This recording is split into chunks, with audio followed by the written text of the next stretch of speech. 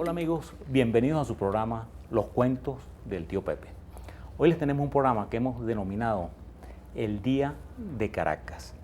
Y para hablar del Día de Caracas hemos invitado a nuestro amigo Guillermo Durán, que no es nada más y nada menos que el cronista de la ciudad de Caracas. Caracas ha tenido varios cronistas a partir de 1945. Empezamos con Enrique Bernardo Núñez, pero vamos a dejar que Guillermo nos siga hablando. Guillermo, bienvenido a nuestro programa y cuéntanos qué significa ser cronista de Caracas y quiénes han sido los cronistas antes que tú. En primer lugar, lo que quiero decirte es que me encuentro muy complacido y es un honor estar en tu programa, muy visto por mucha gente, ¿no?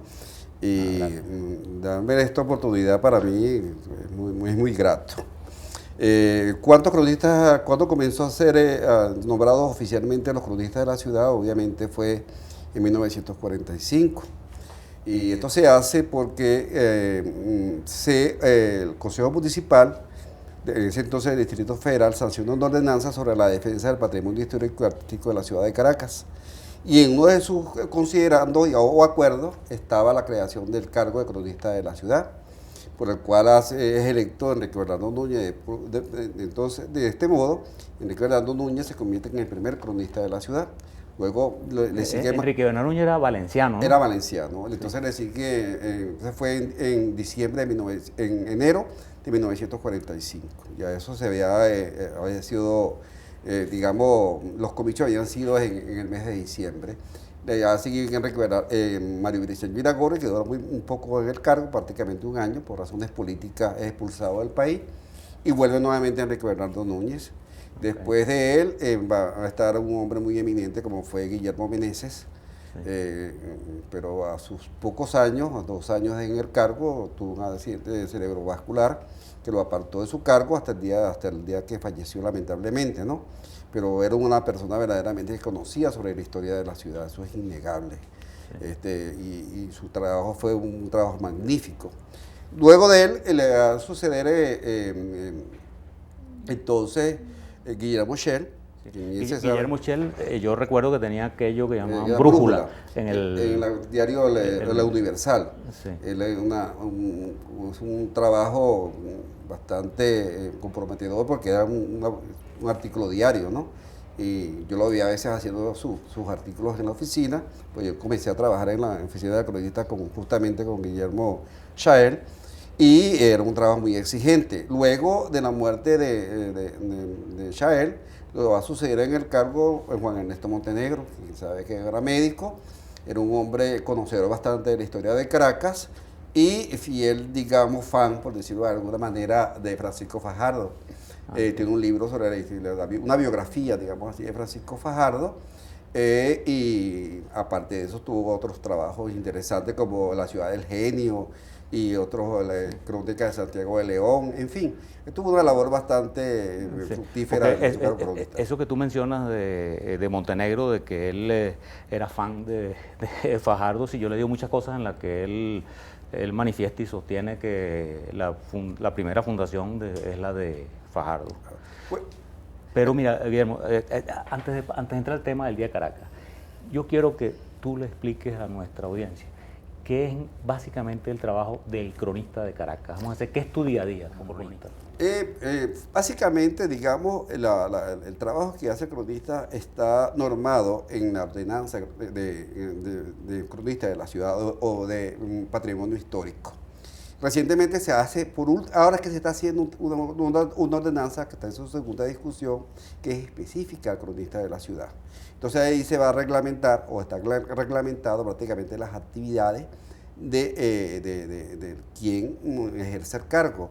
Básicamente se trata de conocer en profundidad la historia de la ciudad, mantener esas tradiciones y sobre todo hacer estudios en lo que tiene que ver con el archivo histórico. Entonces hay esa doble función. Entonces se trata entonces de estudiar y aparte de estudiar se trata también de divulgar. Pero ha habido una evolución distinta a lo que fueron esos cronistas hace 50 años a lo que es ahora. Yo veo esto como digamos, ya una institución de investigación, un centro de investigación. Y digamos, una diferencia cualitativa, en el entendido que ahora tenemos un personal que muchos de ellos son egresados de la Escuela de Historia de la Universidad Central de Venezuela, que por lo tanto el producto que se aspira o la responsabilidad que tenemos es dar al público conocimiento histórico, eso sí, respetando las tradiciones históricas de la ciudad. Exacto, que por una parte me supongo, pues si no me lo aclaras, que investigan cosas que sucedieron, pero por otra van documentando lo que está sucediendo en el día a día de la ciudad.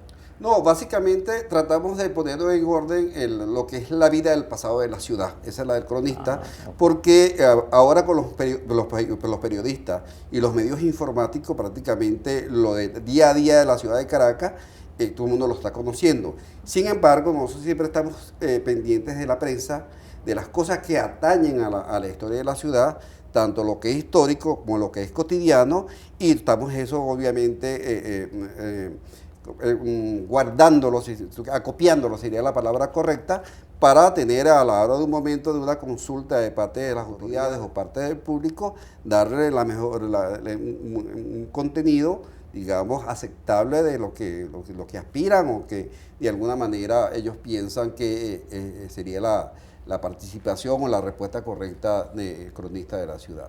Entonces estamos en esas dos aguas. No es fácil, pero creemos que nuestras responsabilidades se han profundizado y además se han ampliado. Mira, bien, para comenzar con el tema, ¿sabes? Porque el tema que vamos a hablar es el Día de Caracas. Yo estaba leyendo en estos días en internet, pues yo sé que no es una fuente de lo más calificada desde el punto de vista histórico, pero hay una cosa que me llamó muchísimo la atención, que decían que Diego de Lozada fundó presuntamente a la ciudad de Caracas el 25 de julio de 1567. Dime tú, ¿por qué dicen esa palabra presuntamente? Yo no estaba hasta acostumbrado a verla en cosas delictivas. Bueno, eso de presunto están utilizando mal el verbo. Yo te diría, estoy de acuerdo contigo, que yo en el internet lo llamo San Google, pero hay que saberlo emplear y utilizar.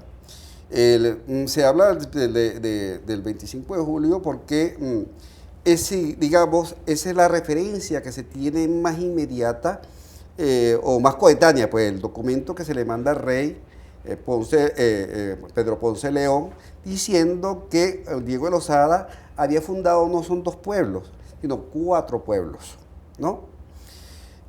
La orden que tenía Diego de Lozada es una real cédula de 1563 que manda a castigar a los indios Caracas, porque hay que recordar que pasaron 20 años para que los españoles pudieran posesionarse del Valle de los Toromaima. El primero que entra es Francisco Fajardo hacia 1553 porque era un mestizo. Pero para Enrique Bernardo Núñez, Francisco Fajardo era más que español que indio. Pero sin embargo, eso lo ayudó verdaderamente a poder penetrar y hacer 2 fundaciones. Y la fundación de San Francisco, el Hato de San Francisco y la Villa del Collado.